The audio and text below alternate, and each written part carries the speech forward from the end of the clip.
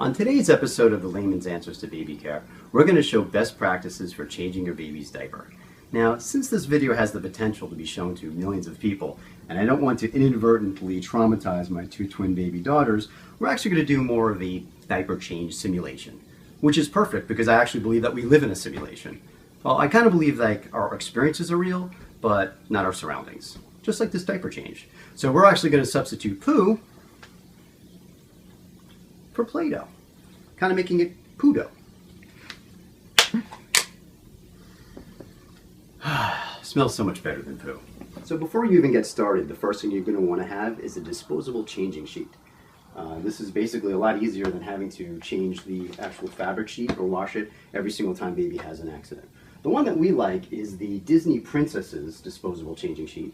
And we like this one because I like my little girls to crap all over the stereotype that the only way they're ever going to be able to avoid housework and chores is if they marry some handsome, rich, exactly, they marry some handsome, rich prince, and that's the only way out of it. If you watch any of the new Disney stories, they've basically updated this with like Cinderella too, where they make the heroines a lot stronger, much better role models. There really is a truth to all of these mythological stories.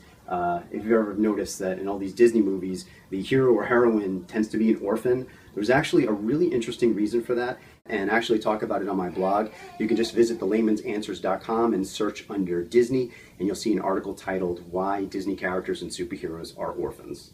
So if you're learning diaper changing for the first time, chances are your baby's a lot smaller than Brianna over here. But just kind of think of it as the baby being enlarged to show the texture of what we're doing. Your diaper table, probably like this, has these straps. We generally don't use it that much. We just make sure that we're always holding onto the baby. If we have to walk away for a second, we'll strap her in. It's also good, I guess, if your baby's kind of acting up in a little bit, but what you find what works better is just to give her something to kind of distract herself with, like a hairbrush or something like that, so you can get to the diaper changing without any issues. So now it's undressing time. You'll notice that the pants that we use are a little bit long. The reason that we do that is it's really easy just to kind of fold them up, and then you don't have to change, basically buy a new clothes every single time your baby grows in size. Eventually she'll grow into it, and then it'll be just like a little small, and then we can basically skip a size and go to the next one. So it saves time and money. So just peel them off like a little banana, and unbutton the snaps. And when you're ready to take the diaper off, you really need to be quick, because especially when your baby's little, chances are the moment that you take the diaper off, your baby is going to pee or poo. It's just the way it goes. I remember actually one of the first times I was doing this, I didn't even realize that I was lifting the baby up and didn't even realize that she was peeing all down her back. And then I put a new diaper on. I was so proud of myself, which was all, ready to go. And the baby nurse kind of walked in and said, "She's soaking wet." And I'm like, "Oh, what happened?" So just try and be quick about it and there'll be no issues. So as I said, you want to be quick, and one thing that can help you do that is if you use the diaper for your first wipe. So just kind of use the diaper to scoop up whatever's there, pull it away, and of course, if you have a girl, you just want to always go from front to back. You don't want to get any dirty stuff in their privates. And then the wipes we like to use are the Up and Up baby wipes. We get them at Target, and you just want to, again, go from front to back to clean. And if you have like a newborn, it can be really hard to get into all those little nooks and crannies, but just make sure to kind of see any of those wrinkles and get in there and clean it to help you avoid diaper rash. Then just take the diaper, roll it up as tight as you can, and I use the sticky things to just make it super tight so I can have more room in the diaper genie. And there it is, and I just chuck it out. Now you take your clean diaper, and as quick as you possibly can, you put your baby in there. Now you've got your protective barrier. You also want to kind of run your finger a little bit on the, there's like these little pockets here, just to kind of make sure they're open and working well to prevent leaks. Now you want to take, we like to use the A&D ointment. So you just take a little fingerful of that. There's so many things that our parents did for us that is no longer done today. For example, baby powder is no longer done. It can get into the baby's lungs and cause complications. Another thing is baby oil, which can clog baby's pores, and also it's a possible carcinogen. And you don't want to put baby oil on yourself either, especially if you're breastfeeding, because for those same reasons.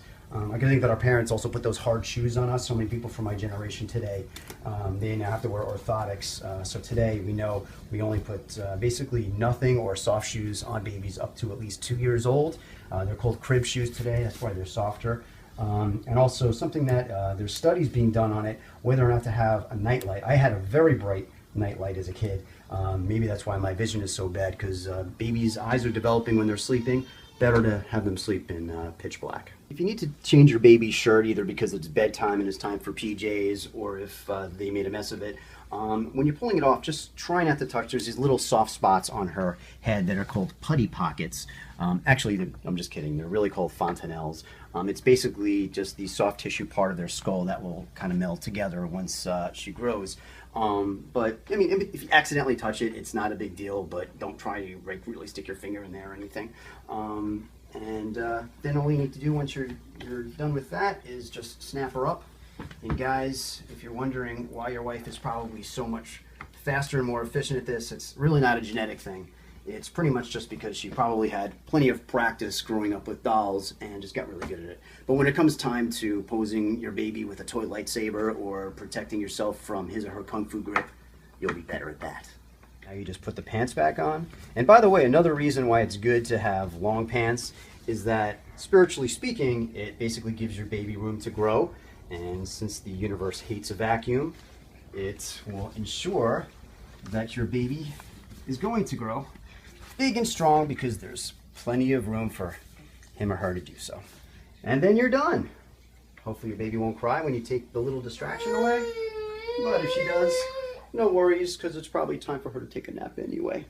So if you've enjoyed this video, please visit thelaymansanswers.com or check out my other baby videos at the Layman Answers YouTube page. Thank you.